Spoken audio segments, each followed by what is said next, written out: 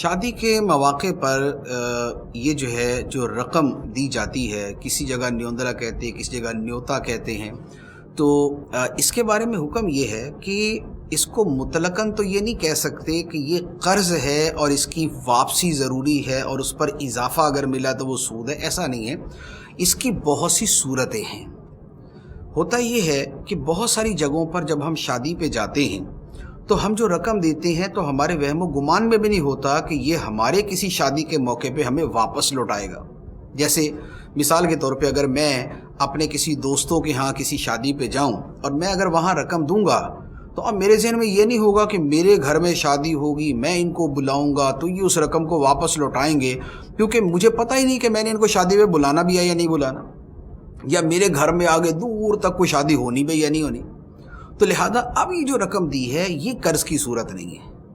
अच्छा, आम तौर पे ये जो न्योता वगैरह का सिलसिला होता है ये होता है ख़ानदानों में, ये होता है बरादरी में, कि जो रिश्तेदार होते हैं जब उनके बंदा घर पे जाता है और देता है तो अब वहाँ क्या होता है कि बहुत सारी जगहों पे बाकायदा लिख रहे होते हैं कि जनाब एक बंदा बैठा होता है और वो खाने के बाद या खाने से पहले वो बाकायदा लिख रहा होता है, जी इसने इतने दिए, इसने इतने दिए, इसने इतने दिए।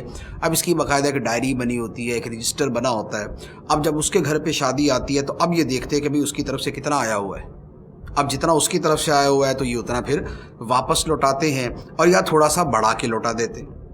अच्छा, बढ़ा के लौटाने का मतलब ये होता है कि ये किस्म का रवाज होता है कि भाई जिस ज़माने में उसने दिया था उस वक्त इतनी अमाउंट ही काफ़ी थी, अब ये 10 साल बाद ये दे रहा तो थोड़ी सी अमाउंट ज़्यादा होनी चाहिए। लेकिन उसमें ये भी होता है कि आइंदा हमारे यहाँ शादी होगी तो फिर ये दोबारा उतनी लौटा देगा। तो अब ये जो इजाफा होता है ये भी सूद में नहीं आता। सूद वो होता है कि जो कर्ज देते वक्त या तो अल्फाज के अंदर मशरूत हो कि 1000 रुपया हमने दिया, 1200 रुपये ये देगा, या ये है कि अंडरस्टूड हो, रवाज ही ये हो कि अगर 1000 देगा तो वो 1200 रुपये देगा।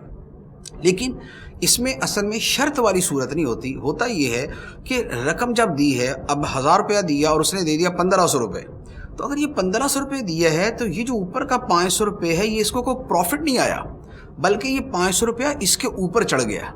अब आइंदा जब ये उसको देगा तो ये उस 500 का हिसाब रख के उसको देगा।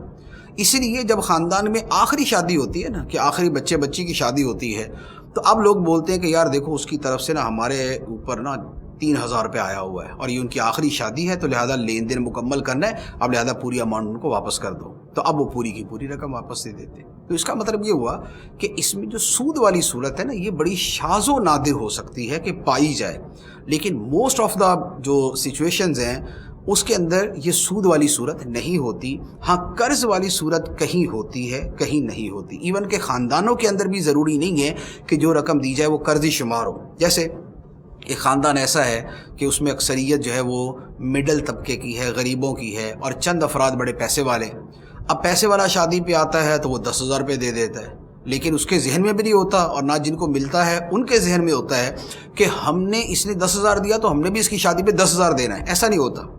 उसने 10,000 अपनी मोहब्बत या अपने इमदाद के तौर पे दिया है, और जो दूसरे वाले हैं जब वो वापस जब वो शादी पे देंगे वो अपनी हैसियत के एतबार से 1000-2000 रुपया दे देंगे। तो ये हालांकि रिश्तेदारी मौजूद है यहाँ पर, इसके बावजूद भी ये कर्ज की सूरत नहीं बनती। तो लिहाजा ये न्योता कहीं कर्ज होता है, कहीं नहीं होता।